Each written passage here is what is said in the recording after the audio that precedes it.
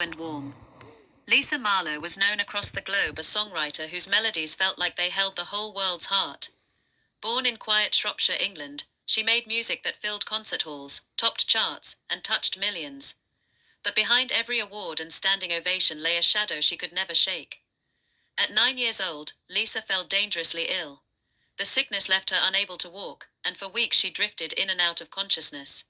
Even as she grew older, built a career, married, raised children, and approached her 60th birthday, the nightmares never truly left her. Music shifts slightly, adding a faint distant hum and soft beeping sounds. Night after night she would wake gasping back in that hospital room. The cold hum of machines, the sharp smell of antiseptic, and the sound she feared most, her mother and father sobbing, their shoulders shaking as they leaned over her bed. Her older sister Anna would sit beside her, singing the little tunes Lisa had scribbled down in a notebook before the fever took hold.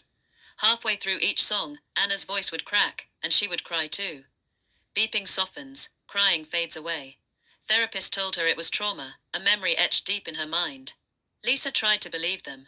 After all, she had a full, happy life now. But the dreams always returned. Sound of a quiet hotel room, distant city traffic outside. The night before her 60th birthday, Lisa was in Los Angeles, staying in a high-rise hotel. Tomorrow evening she would receive a Lifetime Achievement Award. She lay in bed, tired but restless, when suddenly, loud, sharp wail of a smoke alarm rings out, followed by the crackle of fire and the rustle of thick smoke. Darkness filled the room. Smoke curled under the door. Lisa, unable to walk without support, felt panic rise in her throat. She grabbed the phone and dialed 911. Phone ringing, then clicks open to a clear, steady voice. "Emergency services, how can I help you?" Lisa's voice, breathless and shaking.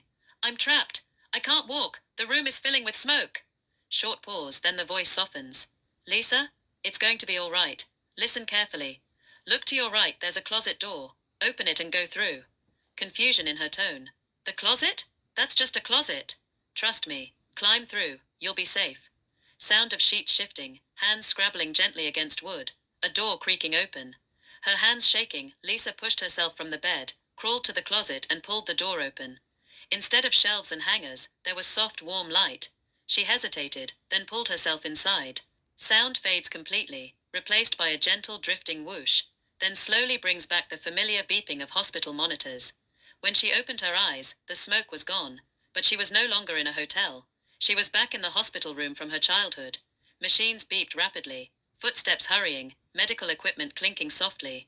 Doctors and nurses rushed in, their feet moving fast across the floor. There, standing by the bed, were her mother and father, just as she remembered them decades ago. Their faces twisted in agony, screaming and sobbing. Raw, broken crying, voices raised in grief. And there was Anna, only 12 years old, clutching a crumpled notebook and wailing. Lisa calling out, voice clear but strangely hollow. "Mum! Dad! Anna, I'm here!" Crying continues, no sign they heard her. But they did not hear her. When she reached out to touch her mother's arm, her hand passed straight through. Soft, ethereal sound, like wind through glass. Her breath caught. She turned toward the bed. There she lay, 9 years old, small and still, her chest rising no more. Beeping slows to one long flat tone. The monitors had gone silent.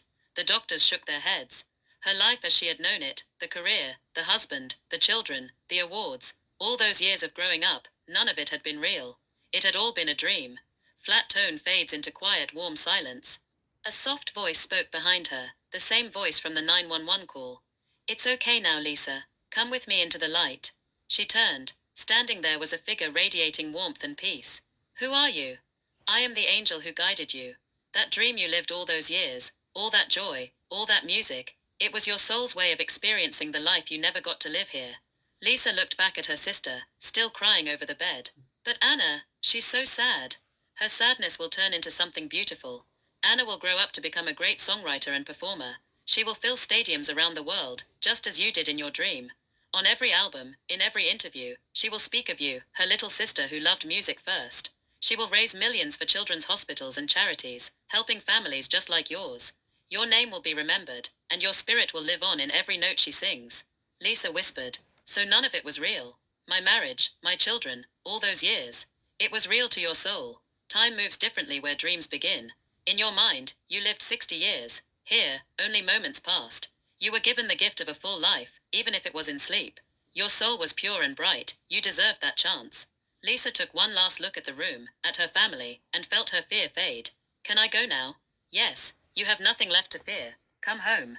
Soft, swelling chime music begins to play, bright and comforting. Lisa reached out, and this time, her fingers touched something solid and kind.